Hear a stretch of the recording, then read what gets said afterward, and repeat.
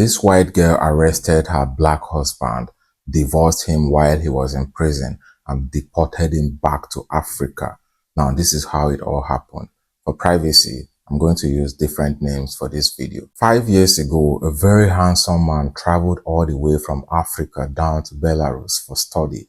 And while he was studying, 1 year down the line, his family back home in Africa couldn't afford to pay for his education anymore, and at this point, John was expelled from the university and was about being sent back home to Africa. But while all this was happening, John met a very beautiful young lady named Jane. Jane was 18 years old when John met her, and John as at then was 25 years old. So they fell in love, and in the process, Jane got pregnant for John. But there is something about the Belarusian law. You cannot convert your student visa to a marriage visa. But because Jane was already pregnant, John and Jane had to get married, and they tried to convert his student visa to a marriage visa, but it was difficult for them, and John was about being deported back to Africa. But Jane started crying at the immigration center. She started crying bitterly that now she is pregnant. Who's going to take care of her and her pregnancy? Who's going to take care of her and the baby when she eventually gives birth? And somehow, luck fell on John, and they changed his student visa to a marriage visa, and John could stay and live in the country legally. But because John was focused and very determined, he incorporated into the environment very quickly by learning the Russian language. And before you know it, John could start working normally, just like the locals. And also, the Belarusian government has a law that supports childbirth. If you give birth to a child, after 2 months of the baby being born, the government will start paying the baby for baby support monthly at the day the baby was given birth to. So this particular money is to be used to support the growth of the baby, and the government pays this money every month for 3 years. So while John was learning the language and incorporating into the system, they were using these funds paid by the government to take care of the baby and also to feed a little from it. And because they couldn't afford to live in an apartment at this point, John, Jane, and the baby, Michelle, moved back to Jane's grandparents, and they were living with her grandmother while they were doing all of this. But eventually, John got a job. He moved into the city again, rented an apartment, and moved both his wife and his baby to live with him in the city. But along the line, something very terrible happened. John got attracted to one lady working in the same job with him, and John slept with this particular lady. And somehow, the lady was texting John even while John was at home, and John's wife found out. And when she did, she hit John very hard on the chest and cried bitterly. And John apologized. But did the apology work? No. Because Jane was young and naive, she thought that the best way to pay John back was to cheat also. And Jane went out and slept with another black guy. John eventually found out. He was mad and he hit her for the first time. But then, here, the law does not support a man hitting a woman at all, so it was very terrible. But John apologized, and the story never got out to anybody, or even the government, or even the immigration, and that was how that story died down. But then, there was a very big problem in the family at this point. There was no trust. John does not trust Jane anymore, to the point that she stopped Jane from keeping friends, even female friends. Jane could not go out to meet anybody anymore. And John started using abusive words on Jane all the time, and Jane was complaining bitterly. But then it didn't stop. Once there is a trust issue in the family, it takes the grace of God to settle things again. And this trust issue was so high to the point that John knew me very well. He knew that I was married to a white woman here too. But John turned down my offer of inviting his wife for a podcast session where we were going to talk about financial management in a marriage. That was how big the trust issue is, because John does not trust his wife around any man at all. So the trust issue was a very big problem in the family. But now another issue emerged again. Jane started complaining that John was only investing in his personal growth, that he wasn't supporting her own growth, that she was just left as a housewife, reading upon and climbed for John's own growth. And she claimed that this was a selfish purpose. Even though John was taking care of the family bills and everything, Jane wanted her own growth. Jane wanted her own support. Jane wanted John to also invest in her own growth. This became another issue again, and they came to an agreement that, okay, to settle this issue, John is going to retire from his job, come back home, take care of the baby, and manage his business or start a new business. While Jane, on the other hand, was going to start working to earn, support the family, and to also invest in her own personal growth. And that was what they did exactly. Jane got a new job.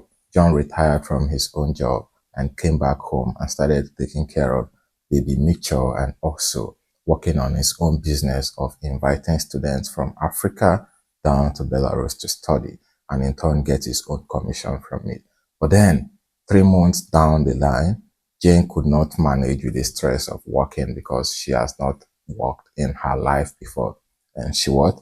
Quit. And also within these 3 months that Jane was working, she complained that John was always abusing her or telling her that she wasn't taking care of the house after work, she wasn't cleaning, she wasn't doing anything. It also became another big problem again. So in all, they couldn't manage with the new changes that was introduced into the family. And because of Jane could not cope with the stress of working, she stopped the job and came back home again. At this point, Jane wasn't working. John was focusing on his business and also taking care of the family. I remember John bought the latest iPhone for Jane also from what?